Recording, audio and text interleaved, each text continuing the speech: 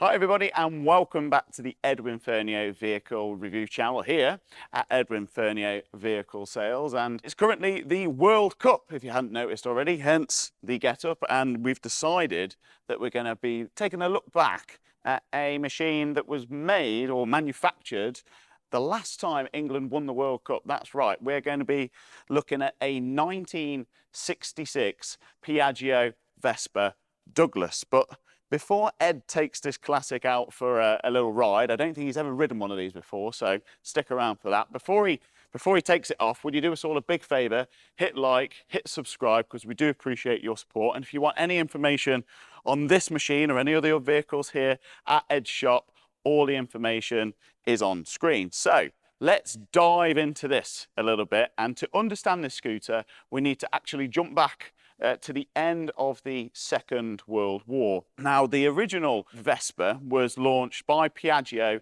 in Italy in 1946, and Italy needed cheap, reliable transport, and an engineer called Corradino di Asensio, yep, that's exactly how you pronounce it, came up with this revolutionary design featuring a pressed steel monocoque frame and a step-through layout and enclosed mechanicals that kept this easy to maintain, and it kept the riders clean as well. So first fun fact of the day, the name Vespa actually means wasp in Italian. Now, is that to do with the scooter's shape and the buzzing sound it kind of makes as it glides by? Who knows? But one thing is for sure, that this design was an instant success when it came out. Now, in Britain, motorcycle manufacturer Douglas of Bristol secured the license to actually build and manufacture Vespas, and production started in around 1951. And between 1951 and 1965, Douglas manufactured roughly 126,000 Vespa scooters at its Kingswood factory. Now, by 1965, British production ended and Douglas instead became the official UK importer.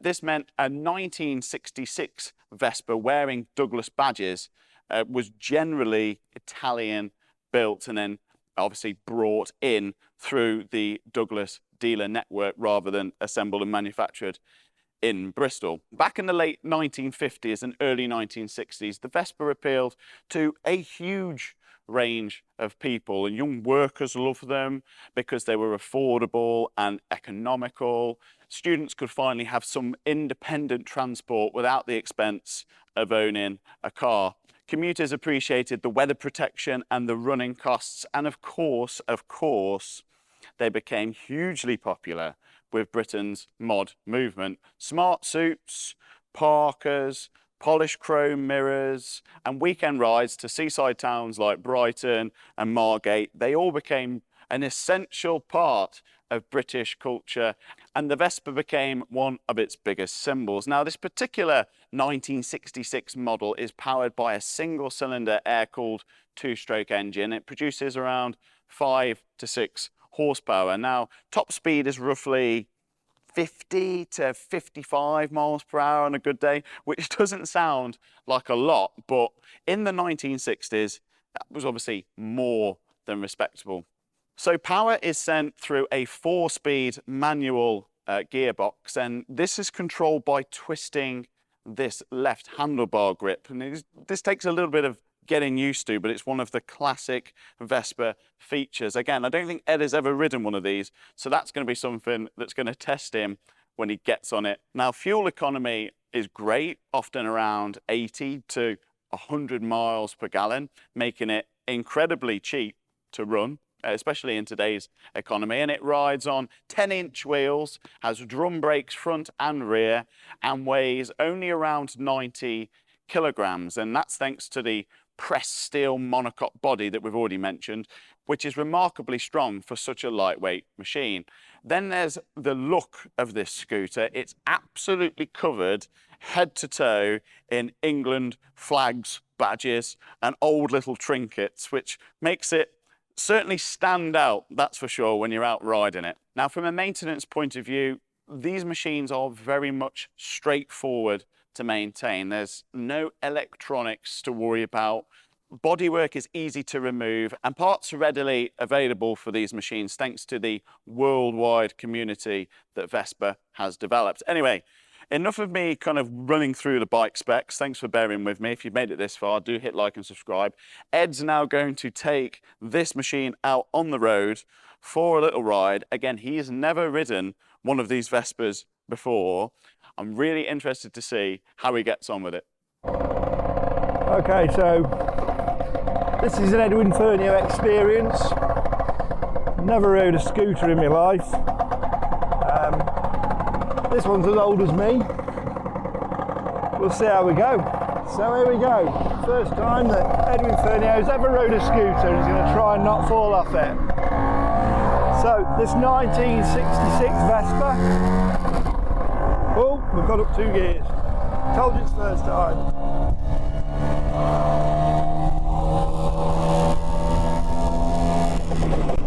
And we're in top. So with a scooter, if you don't understand, all the gears are on the twist here. So a bit unusual for me.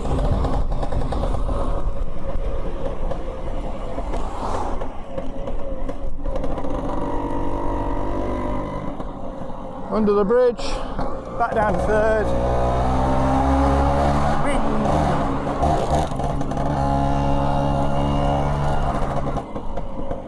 Well, all the brakes work.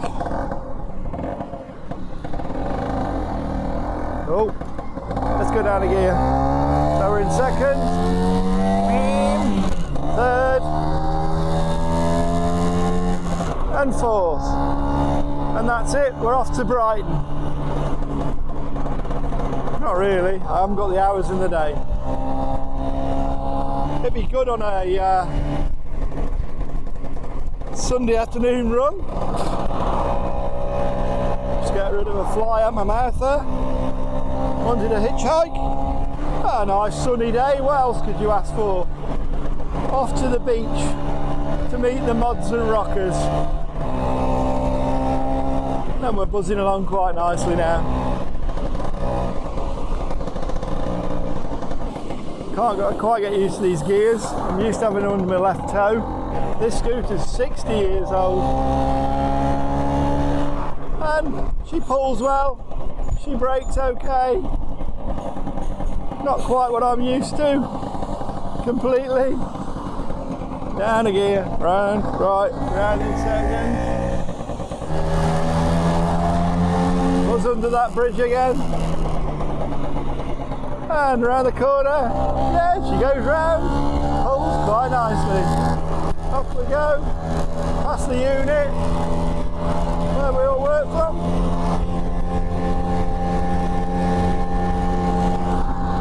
There you go. 50 miles an hour. And back to the unit. Right, so Ed has just been out for his first ever experience of a Vespa, and what a Vespa to do it on, a 1966, yep. Covered head to toe in England flags and memorabilia and badges and Yorkshire badges and stuff and like Yorkshire that as well. badges, yeah. What was that like, mate? Never rode one before. Let's just say it's an experience. I mean, Vespas and scooters like this, they're a bit like Marmite. People love them and people don't love them. It's a good bike to ride. There's nothing wrong with it. It goes through the gears fine. It goes round corners fine. It sounds lovely. It sounds like a lovely scooter sound. See, here's what happened, right? So he looked at it and goes, oh, I don't know about taking that out. And I said, all right, well, go out and see what it's like. He puts his helmet on, you know, with the American flag, starts off, and he's got the biggest Cheshire Cat grin on his face going around head to toe. He's like, Well, any bike's great to ride. It doesn't matter what it is. I've never rode one of these, so I've never been a fan. There's nothing between your knees. There's no tank. There's no engine. It's all behind you. But for a 1966, 60-year-old bike, it sounds lovely. It looks the part. People are going to talk about it. This is decorated in England and Yorkshire, which is all properly not stickered on. It is properly signed, written on. It looks lovely. I don't think, you know, for an example of a 1966 Vespa Super, You remember the Super bit? Ah, yeah, Vespa Super. Yes. Sorry about that. Yeah. Yeah, so for that, I don't think you go far wrong. Well, how did you come across this bike? Okay, so we were offered this bike through a friend that knows that we like different stuff. So he bought it down, said, would we sell it? And I said, yes, we would. The gentleman rung me up and he says, look, you know, I really want to sell it. So I made him an offer and bought it because it's different. And that's what we're all about here. We like different stuff. We don't like hundreds of Yamahas, hundreds of Suzukis. We like different stuff, which is where we try and sell different. Yeah, there's certainly a variety here down at Ed's shop, and we've got another scooter behind us. It's a bit more modern, but as I said, we just wanted to bring you something that was of the World Cup theme, considering that, you know, England are playing Argentina tomorrow, and we just had to do it. I'm pleased we could get it going and get it running, because this thing is a 1966. Yeah. Still runs, still works great. Well, it runs better than me. Hey, you know, you were flying out there on it. I did say to just watch it because I thought the camera was going to fall off when you were going at top speed. Yeah. You know, just a piece that we haven't done a scooter yet on the channel. We thought, why not? If we're going to do a scooter, we'll do this one to start with. Did you own one of these back in the day? Where did you take it? Were you big into these kind of things? Do you still own one today? We'd love to know your thoughts in the comments, as we do with all the vehicles that we review here on the channel. If you want any more information on this scooter, or that scooter, or any of the other motorcycles and vehicles here at Ed Shop, all the information is on screen. Ed, thanks very much for going out for your first time on a Vespa. Yeah. And just taking it for a spin. Yeah. And showing us and showing the people watching what it's like to ride. And hopefully this is a good omen for England tomorrow versus Argentina. So. Enough of us waffling. Thanks for watching. Don't forget to like and subscribe to the channel. And we'll see you again in another video here on the Edwin Fernio Vehicle Review channel. Thanks for watching.